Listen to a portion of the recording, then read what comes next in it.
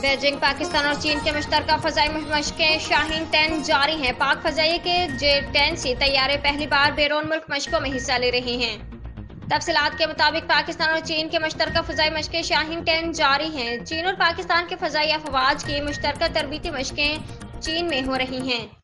چینی میڈیا کا کہنا ہے کہ مشترکہ مشقیں شاہین 10 چین کے شمال مغربی علاقوں میں منعقد کی جا رہی ہیں اور شاہین سیریز کی 10ویں مشترکہ تربیتی مشقوں کا انعقاد کیا جا رہا ہے۔ اسلام آباد IMF نے بجلی کے بلوں میں ریلیف کے لیے تحریری پلان مانگ لیا۔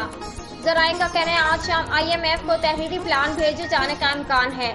تفصیلات کے مطابق پاکستان اور IMF کے درمیان ورچوئل رابطہ ہوا۔ ذرائع وزارت خزانہ نے بتایا کہ نگران وزیر خزانہ شمشاد اختر نے IMF نمائندہ ایسٹر پریز سے رابطہ کیا، جس میں بجلی بلوں میں ریلیف کے لیے IMF سے بات چیت کی۔ ذرائع کا کہنا تھا کہ نگران وزیر خزانہ نے IMF کو بجلی بلوں میں اضافے کے بعد کی صورتحال سے آگاہ کرتے ہوئے بجلی بلوں میں ریلیف کے لیے تجاویز پیش کر دی۔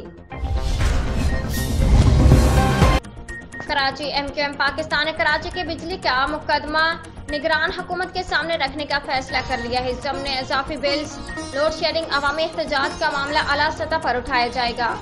MQM ذرائع کا کہنا ہے کہ MQM پاکستان کے کنوینر ڈاکٹر خالد مقبول صدیقی آج صبح اسلام آباد میں وفاقی وزیر توانائی محمد علی سے ملاقات کریں گے۔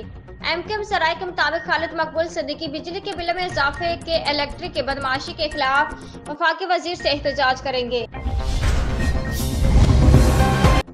وفاقی کابینہ نے بجلی صارفین کو ریلیف IMF کی اجازت سے مشروط کر دیا۔ IMF کی رضامندی سے ہی صارفین کو ریلیف دینے کا فیصلہ کیا گیا ہے۔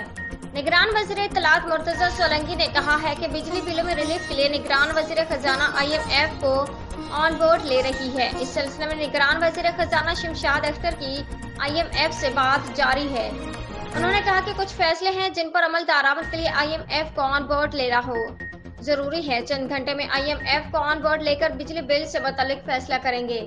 واضح ہے کہ وفاقی کابینہ کے اجلاس میں صارفین کو بجلی کے بھاری اسلام آباد سائفر کیس میں چیئرمین PTI کے جوڈیشل ریمانڈ میں 13 ستمبر تک توسیع کر دی گئی۔ تفصیلات کے مطابق ڈپٹی سپرنٹینڈنٹ جیل اٹک کے دفتر میں سائفر کیس کی سماعت ہوئی۔ آفیشل سیکریٹریٹ سیکرٹ ایکٹ عدالت کے جج ابوالحسنات ذوالقرنین نے سماعت کی۔ عدالتی عملے FIA حکام اور PTI وکلاء کی موجودگی میں چیئرمین PTI کو خصوصی عدالت کے جج کے روبرو پیش کیا گیا۔